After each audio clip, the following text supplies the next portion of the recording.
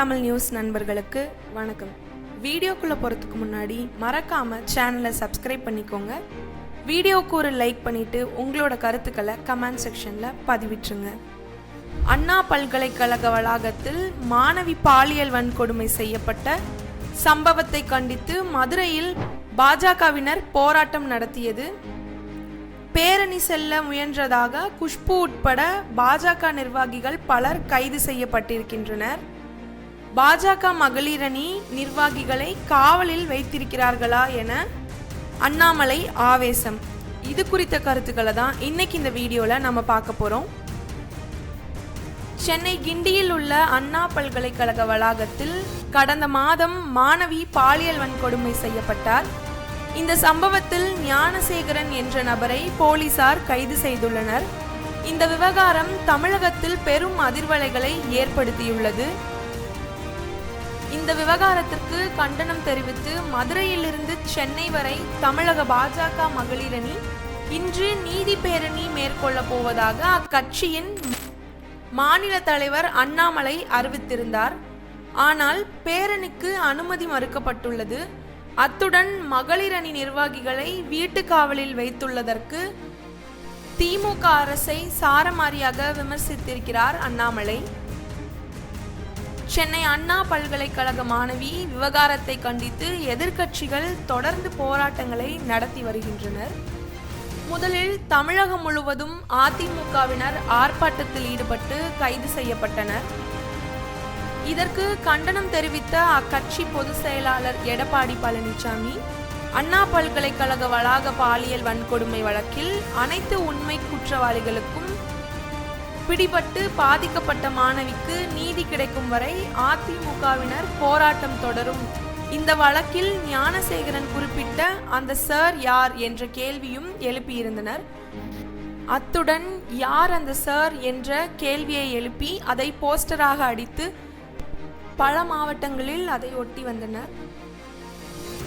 அதே போல நாம் தமிழர் கட்சியும் தடையை மீறி ஆர்ப்பாட்டம் நடத்தி கைதானார். இது போலவே தமிழகத்தில் அனைத்து இடங்களிலும் பெண்களுக்கான பாதுகாப்பை உறுதி செய்ய உரிய நடவடிக்கை கோரி தமிழக ஆளுநரிடம் தாவேகா தலைவர் நடிகர் விஜய் மனு வழங்கினார். அத்துடன் அண்ணா பல்கலை சம்பவத்துக்கு கண்டனம் அறிவிக்கை வெளியிட்டதுடன் தமிழ்நாட்டு பெண்களுக்கு அண்ணனாகவும் அரணாகவும் இருப்பேன் என்று கடிதம் எழுதியிருந்தார். அந்த கடிதத்தை தாவேகா மகளிர் அணியை சார்ந்தவர்கள் நகலாக எடுத்து மாணவிகளிடமும் பெண்களிடமும் கொடுத்ததற்காக தமிழக அரசு அவர்களை கைது செய்திருந்தது. மேலும் நேற்று வள்ளுவர் கோட்டத்தில் பாமக தலைவர் அன்புமணி ராமதாஸின் மனைவி சௌமியா அவர்களின் தலைமையில் அதற்காக அவரும் அந்த கட்சியை சார்ந்தவர்களும் கைது செய்யப்பட்டனர். அந்த வகையில் தமிழக பாஜகவும் திமுக அரசுக்கு தன்னுடைய எதிர்ப்பை பதிவு செய்து வருகிறது.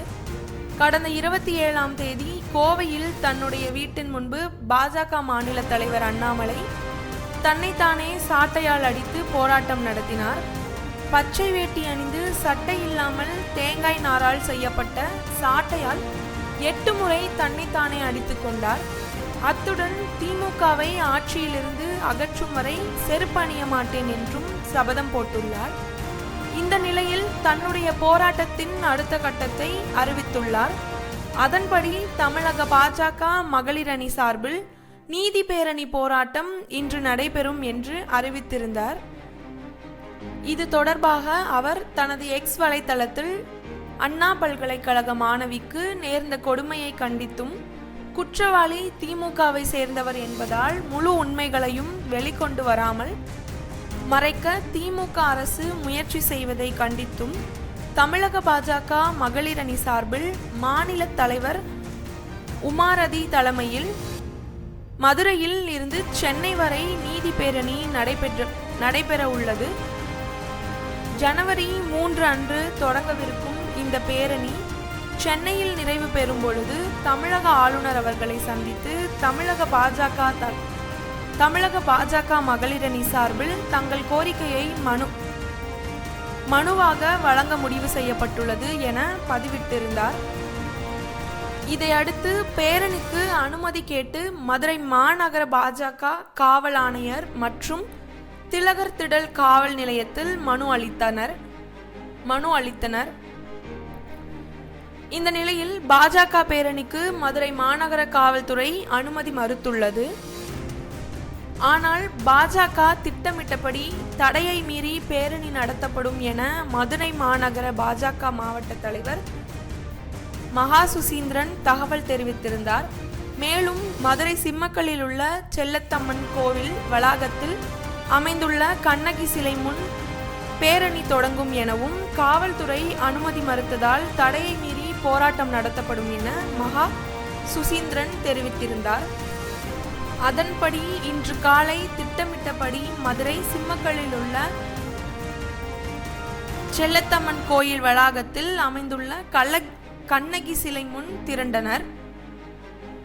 பேரணிக்கு காவல்துறை அனுமதி அளிக்காத நிலையில் 200க்கும் மேற்பட்ட போலீசார் பாதுகாப்புக்காக குவிந்தனர். அங்கு தீச்சட்டி ஏந்தி சாமி ஆடிய பாஜகவினர் பின்னர் பேரணியை தொடங்க முயன்றனர். கண்ணகி கோவிலான மதுரை சிம்மக்கல் வடக்கு பெருமாள் மேஸ்திரி வீதியில் உள்ள செல்லத்தம்மன் திருக்கோவிலில் பாஜக மகளிர் அணி பேரணியை முன்னிட்டு சாந்த நிலையில் உள்ள செல்லத்தம்மன் கோயில் கண்ணகி சிலைக்கு மிளகாய் வற்றல் உரலால் இடித்தனர். சாந்த நிலையில் உள்ள கண்ணகி சிலைக்கு மிளகாய் வற்றல் இடித்து பூசினால் உக்கிர நிலைக்கு வரும் என்பது ஐதீகம் என்பதால் இது போன்ற போராட்டத்தை முன்னெடுத்துள்ளனர். மேலும் இந்த நிதி கேட்பு பேரணியை தேசிய மகளிர் ஆணைய உறுப்பினர் குஷ்பு தொடங்கி வைத்தார். பேரணியை தொடங்கி வைத்த பொழுது குஷ்பு அவர்கள் பேசியதாவது: திமுக அரசுக்கு எதிராக மாநிலத்தில் நடக்கும் குற்றங்களுக்கு எதிராக நாங்கள் பேரணி நடத்த அனுமதி கேட்டால் அவர்கள் கொடுக்க மாட்டார்கள் என்று எங்களுக்கு தெரியும். எங்களுக்கு மட்டுமல்ல, வேற யாருக்குமே அவர்கள் அனுமதியை கொடுப்பதில்லை. பாஜக எதை பேசினாலும் அதில் உண்மை இருக்கும். எனவே காவல்துறை அனுமதி மறுக்கிறது. கண்ணகி பிறந்த மண் இது. என்னுடைய மண்ணில் எந்த பிரச்சனை இருந்தாலும் அதற்காக நான் வந்து நிற்பேன். நாங்கள் பேசுவதை மக்கள் காது கொடுத்து கேட்க தொடங்கிவிட்டார்கள் என்றும் கூறியிருந்தார். மேலும் காவல்துறையினரின் அனுமதி மறுக்கப்பட்ட நிலையிலும் பேரணி நடத்தியதால் குஷ்பு உள்ளிட்ட பாஜக உறுப்பினர்களை கைது செய்தனர். கைது செய்த மகளிர் அணி நிர்வாகிகளை வீட்டு காவலில் வைக்கப்பட்டிருந்தனர். அதற்கு அண்ணாமலை கடும் கண்டனம் தெரிவித்துள்ளார். இது குறித்து தன்னுடைய பதிவில் மகளிர் அணி சார்பில் அறிவிக்கப்பட்டிருந்த நிதி கேட்பு பேரணிக்கு அனுமதி மறுத்ததோடு மகளிர் அணி நிர்வாகிகளை வீட்டு காவலிலும் வைத்திருக்கிறது திமுக அரசு. இந்த திமுக அரசில் பாலியல் குற்றவாளிகளுக்கும் சரித்திர பதிவேடு குற்றவாளிகளுக்கும் வெளியே சுதந்திரமாக சுற்றி கொண்டிருக்க பாதிக்கப்பட்ட மாணவிக்கு ஜனநாயக ரீதியில் போராட முற்படும் பாஜக மகளிர் அணி நிர்வாகிகளை தடுப்பதற்கு வெட்கமாக இல்லையா முதலமைச்சர் திரு ஸ்டாலின் அவர்களே என்றும் திமுக அரசு குற்றவாளிகளை பாதுகாக்க நினைப்பது பொதுமக்களுக்கு தெரிந்துவிடும் என்ற பயமா என்றும் கட்டமாக கேள்வியை எழுப்பியிருக்கிறார் பாஜக மாநில தலைவர் அண்ணாமலை. அதே நேரம் மாணவி வன்கொடுமை வழக்கை சிபிஐ வசம் ஒப்படைக்க வேண்டும் என்று பாஜக கோரியிருந்தது. ஆனால் இந்த கோரிக்கை தமிழக அரசு நிராகரித்திருப்பது என்பது குறிப்பிடத்தக்கது. மேலும் இந்த விவகாரம் தமிழக அரசியல் களத்தில் மிகப்பெரிய விவாத பொருளாக மாறியிருக்கிறது. இது குறித்து உங்களுடைய கருத்துக்களை மறக்காம கமெண்ட் செக்ஷன்ல பதிவிட்டுருங்க. நன்றி.